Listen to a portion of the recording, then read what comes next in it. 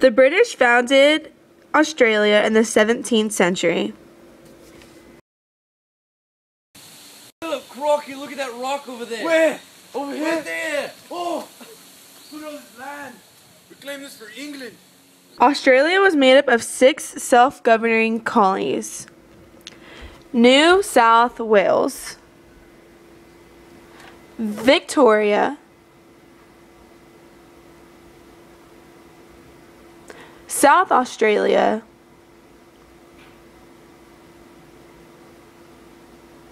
West Australia,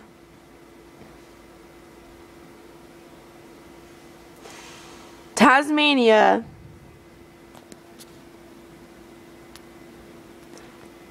Queensland,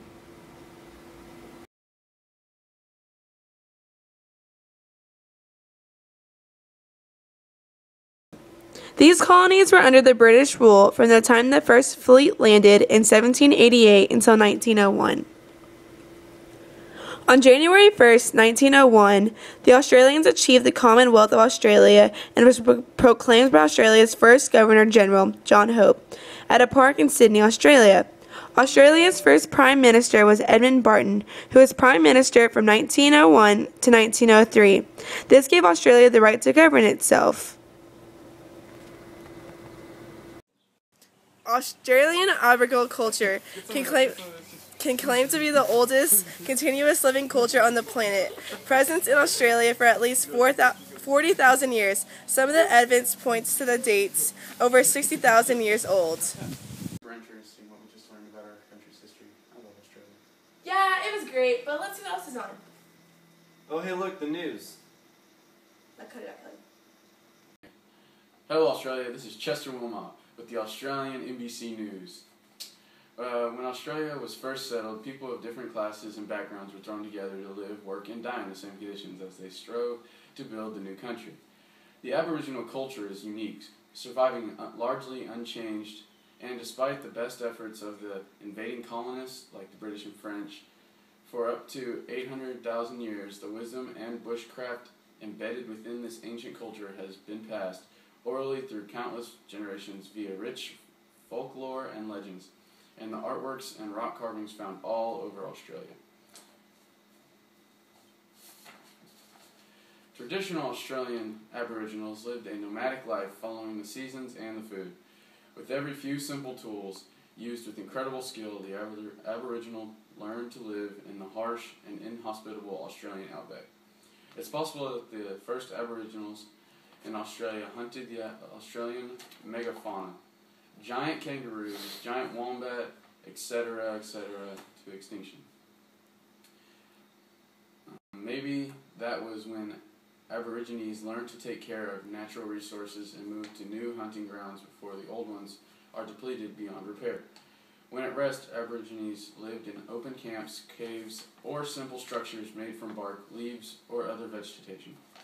Their technology was both simple and sophisticated. Above all, it was appropriate for their way of life, ideally matched to the constraints of nomadic life. The modern notion of possessions is alien to traditional Aboriginal culture. Material things were shared within groups. The ideas that an individual could own land was foreign to Aboriginal thinking. Thanks, Clay. Government wants to slug us with yet another bloody tax. Australia is suffering by having worse government in living memory. Most voters now realize that an error was made by allowing this lot to wiggle their way into power in shady deals and bribing independents and greening into forming and coalition. Whatever. Now to Kristen with the weather. No, we weren't doing. Hi, I'm Keith Urban. I'm here at the Australian Zoo, and I would like for you to come visit us. It's one of the most main attractions in Australia. And just recently, the lions just had new babies, and we also are featuring some new type of kangaroos. So come by and see us sometime soon. Alright, now back to Kristen with the weather. Thanks, Keith, for that wonderful introduction. As you said, I'm Kristen with the weather. Today's forecast is high, so get your sunscreen and bathing suits and head on to those wonderful Australian beaches. I'm Kristen. Thanks for watching. Dude, I'm so hungry. You should turn on the Food Network. Oh yeah, No Reservations is on. Great. Hi, I'm Anthony Bourdain from No Reservations. Welcome to Australia. Today I'm in Melbourne, known as Australia's culture capital. I'm here to discover what makes it special. Yes, welcome Anthony. We're so glad to have you here. Thank you. I'm here to show you what Australians eat on a daily basis. For breakfast, us Australians have fried eggs with ketchup, bacon, and buttered toast.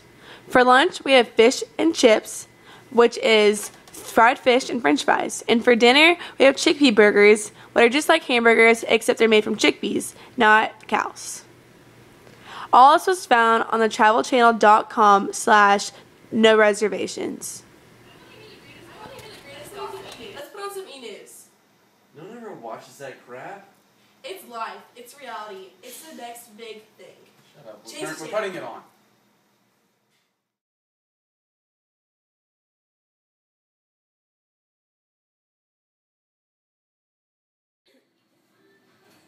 Welcome to E-News. I'm Juliana Ramsick. Today we're looking back in the past at one of Australia's greatest, but truly missed. Here's my interview from 2008 with Heath Ledger. Welcome to E-News. I'm Juliana Ramsick. Here with me is the famous Heath Ledger. Hey Heath, how are you? That's good. He is a former Australian, one of Australia's best actors. He is currently playing the role of the Joker in The Dark Knight. Tell me, Heath, how's that going for you? It's going great. Cast is great. I love being on set. The people there are just amazing. Everybody's very helpful, very working. Everybody's great. Saying you're the best Joker of all time. Please tell us, how do you get in character? Well, behind the scenes, I get ready. I have my warm-ups and stuff, and I use some substances to get me ready. And really, it's good. It's a good experience. Really? How's your girlfriend and child? Oh, they're great. My girlfriend, she's smoking hot, and the child, he's just cute little thing. The child, I said child. It was. So your child's great. That's awesome. Tell us, how is growing up in Australia? How is Australia different from the United States? It's much more low key. The technology and everything, it's very much more simple, but it's very homey. The people are very much more friendly than New York City, where I've been. They're just very hostile. So I prefer Australia. That's awesome. Well, I'm very glad to have you on our show. Everybody, this is Heath Ledger. Woo!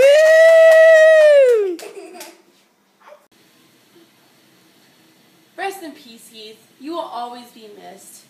I'm Juliana Ramsick. Thank you for watching E-News.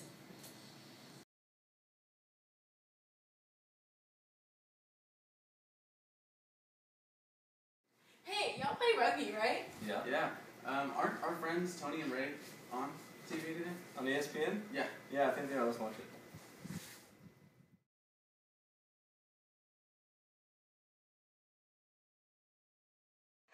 Go.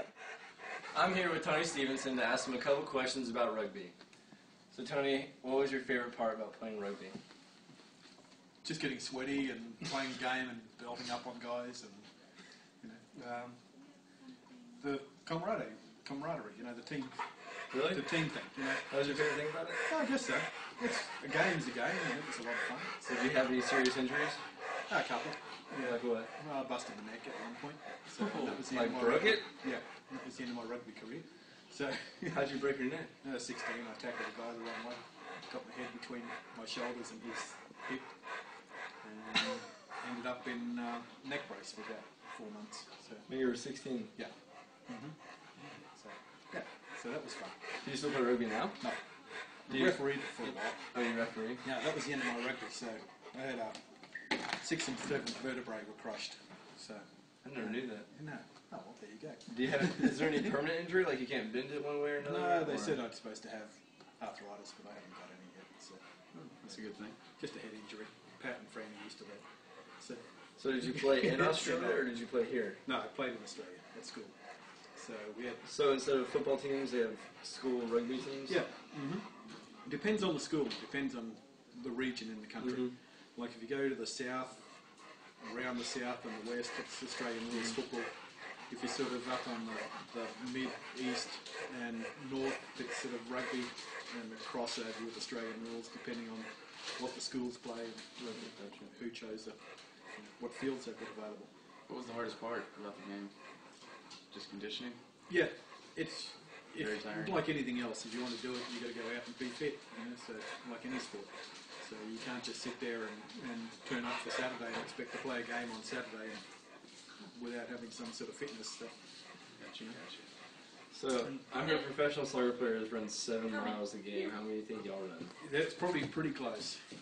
7 miles a game? Yeah, it was a fair way because it's something that you're playing 40-minute halves, and you don't really stop. So it's, and particularly if you're a forward, which is like the scrimmage line, the forwards they get to jog around a bit because they're usually heavier guys. But if you're playing in the backs, which is like the receivers and so forth, you're constantly going side to side. What did you play? Bit of both. I was in the forwards for a while, and then I was in the backs for a bit. So cool. I got a little bit too fast for my own good and stuck me in the backs. When did you start playing rugby? Oh, I was about 6 or 7. 6? Yeah. When you're little, is it still straight on contact or is it touch? But Really? you don't get hurt at that age. You get hurt, but it's not serious. It's only when you get to 15, 16, you start bulking up, the muscles are there, you're still playing like you're 11 years old, but you don't have any mass behind you or momentum behind you, and that's when you start having the serious injuries at 16, 17 years of age. That's when you broke your neck. Yeah. So, How is it any similar to football, if it is at all? well, similar shaped ball. The tackling's a bit different. You look at rugby and think, how can you tackle without the padding? Yeah. But the tackling's different. Football, I look at it and go, how the heck can they stand getting tackled? Because you cross over behind the line of scrimmage. If you're a receiver and you cross in behind the line of scrimmage, you're going to get nailed from every direction possible. Really? Rugby, you generally know where you're going to get hit from. Usually there's not that many people around, and they separate rugby. The referees do a pretty good job of separating it out. You've got one side coming out the other side, usually front on, unless there's a break, and then you know that there's only 1 or 2 players that are coming at you, and they're coming at you from a particular direction generally. So you're not getting this sort of scissor movement on top of the tacklers. Don't hit you sideways at all different directions. You generally know where you're going to get hit from, and you can brace for it. So, and then if you're a tackler and you're not padded up, you're not going to hit that hard either. So, are you allowed any padding at all? Half-inch thick, I think it is fine. For how big an area? You can do your head. You can do a little bit around your knees and your elbows. You can do pretty much anywhere you want with the foam. But So it's got to be foam with half inch of foam? That's about it. Yeah. So it's just foam. Do you wish you could still play? No, not now. Like when you were 17 I'm too old 18, for it now. or? Yeah, I looked at it and think, it's a fun game to play. If you look at the rugby, every now and again it'll come on TV, and you look at the forwards and you'll see them all with cauliflower ears. Just like boxers? The ears are all just knobs. Their noses are usually not straight. There's usually a couple of different bends in there. So, the common thing with rugby is a broken nose and mashed up ears. Gotcha. So, So last question, is there like a rugby Olympics necessarily like there is soccer? well, Olympics, rugby sevens is an Olympic sport this year. So This year, sorry? In London they're doing rugby sevens. Really? Yep. That's cool. And, What do you mean by sevens? Instead of, normally you've got 15 aside, 15 players on each team. And then rugby sevens is a cut down version. They play 7-minute halves, so you've got 2 7-minute halves for the game, and you've got 7 players. And it doesn't sound like long, but it's a full-length field, and you're running all the time, and the guys they're done. When they're done, after a 14-minute game, you wouldn't think much of it, but they're worn out because they're constantly getting tackled. They're on the ground, they're up again. It's like going through a massive training session at school for football. Wow. And you just get 14 minutes of full on with about a 2-minute break in between for the half. Gotcha. So you'll see it at the London Olympics if the NBC shows it. But it's, those guys are fit, and they're big and they're fit. So that's crazy. Yeah. But yeah, it's a fun game. The Olympic gold medal holders are actually the USA rugby team. So I think, rugby used to be part of the Olympics back in the 1930s something, and then it got cut out. And the last team to win the gold medal in it was the USA. So, yeah. Cool. Okay, well thank you, Tony. Hey, not a problem, Andrew. Thanks, Clay. Yeah, it's fun. That That was Tony with us at ESPN.